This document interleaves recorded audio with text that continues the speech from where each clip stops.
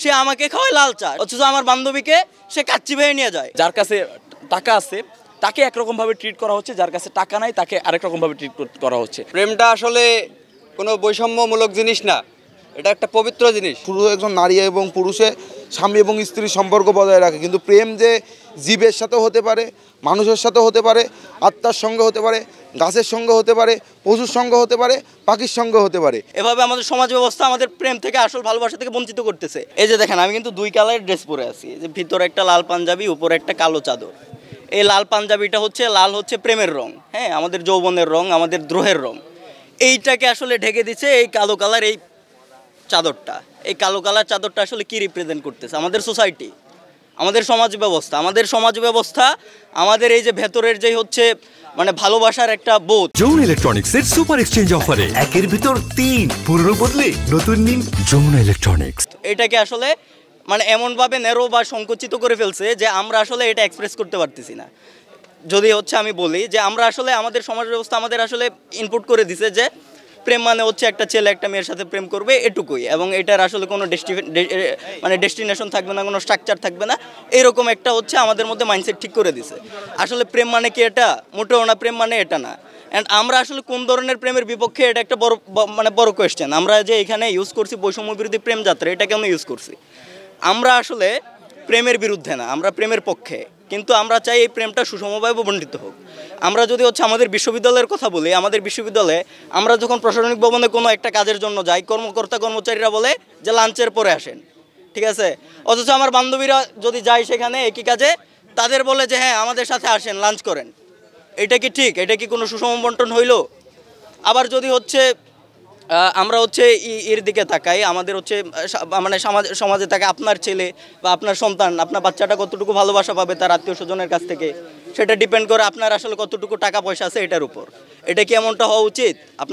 আমাদের সমাজ কি তাহলে, আমাদের সমাজ ব্যবস্থা ওই বাচ্চাটা যতটুকু ভালোবাসা ডিজার্ভ করে সেটা থেকে তাকে বঞ্চিত করতেছে না? অবশ্যই বঞ্চিত করতেছে। এবং আমার সিনিয়র ভাই, সে আমাকে খাওয়ায় লাল চা, সারা জীবন লাল চা খাওয়ায়, লাল চায়ের বেশি কিছু খাওয়ায় না, অথচ আমার বান্ধবীকে সে কাচ্চি ভেয়ে নিয়ে যায়। এটা কি সে কি আমাকে, আমি জুনিয়র হিসাবে তার কাছে যতটুকু ভালোবাসা ডিজার্ভ করি, সে কি আমাকে ওইখান থেকে বঞ্চিত করতেছে না? অবশ্যই বঞ্চিত করতেছে। এবং আমাদের সমাজ ব্যবস্থা এবং চারিপাশে যদি থাকেন এমন অহরহ এবং হাজারটা উদাহরণ আমি আপনাকে দিতে পারবো।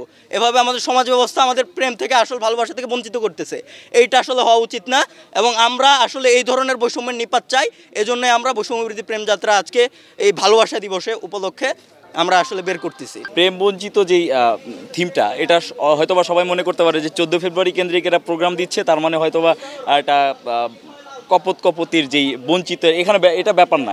এখানে যারাই আসছে তারা যে বঞ্চিত বা তারা ভালোবাসা থেকে বঞ্চিত এমন না, তারাও অনেকগুলো প্রপোজাল পাইছে। এখানে আমাদের যেই প্রেম বঞ্চিত যুব সংঘের যেই থিমটা, সেই থিমটা হচ্ছে যে মানবিক হতে হবে মানুষকে, শুধুমাত্র কপতির ভালোবাসা না। একটা জিনিস দেখেন, বিশ্ববিদ্যালয় পর্যায়ে আমরা যখন দেখি যে একটা শিক্ষক তার দুই পাশের 2জন শিক্ষার্থীর সাথে 2 রকম আচরণ করতেছে, একজন ভালোবাসা থেকে বঞ্চিত হচ্ছে, শিক্ষকের ভালোবাসা থেকে বঞ্চিত হচ্ছে।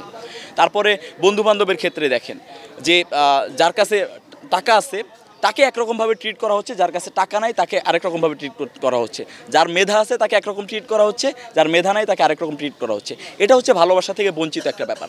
আর যদি ওভারঅল পার্সপেক্টিভ থেকে বলি, যে আজকে দাঁড়ানো আমরা এই প্রেম বঞ্চিত যুব সংঘ বিভিন্ন ইস্যুতেই দাঁড়াবে, যেখানেই দেখবে যে বঞ্চিত হচ্ছে, মানুষ ভালোবাসা থেকে বঞ্চিত হচ্ছে, সেখানেই দাঁড়াবে।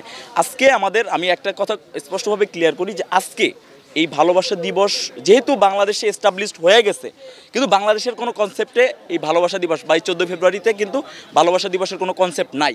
আজকে যদি পালন করতে হয় তাহলে সবথেকে বেশি বঞ্চিত, যেই ভালোবাসার থেকে সবথেকে বেশি বঞ্চিত যারা আছে, তারা হচ্ছে সিলেটের চা শ্রমিকেরা।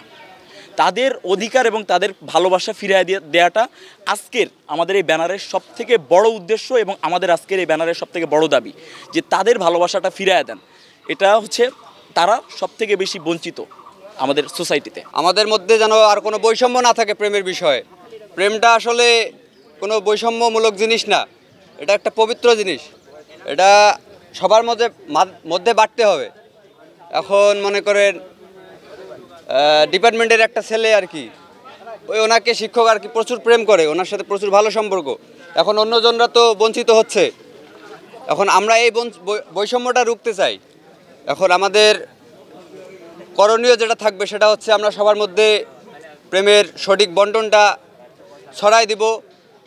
বিভিন্ন মিছিল স্লোগানে আমরা হচ্ছে তাদের মধ্যে আর কি এটা উপলব্ধি করব যে প্রেমটা বৈষম্যমূলক না, প্রেম হচ্ছে পবিত্র, সবার মধ্যে বাড়তে হয়। পুরো একজন নারী এবং পুরুষে স্বামী এবং স্ত্রীর সম্পর্ক বজায় রাখে, কিন্তু প্রেম যে জীবের সাথেও হতে পারে, মানুষের সাথেও হতে পারে, আত্মার সঙ্গে হতে পারে, গাছের সঙ্গে হতে পারে, পশুর সঙ্গে হতে পারে, পাখির সঙ্গে হতে পারে। এই যে বাংলাদেশের প্রকৃতির মাঝখানে যে নারী পুরুষের একজন প্রেমই সম্ভব এবং নারী পুরুষের দৈহিক সম্পর্কটাই যে প্রেম, এই ধারণাটাকে সম্পূর্ণভাবে ভ্রান্ত অথবা ভুল প্রমাণ করে আমরা প্রমাণ করতেছি যে প্রেম সকলের জন্য সমান এবং প্রেম নৈতিক, প্রেম বৈধ, প্রেম সকলের সঙ্গে করা যাবে এবং প্রেম প্রকৃতিগতভাবে হালাল।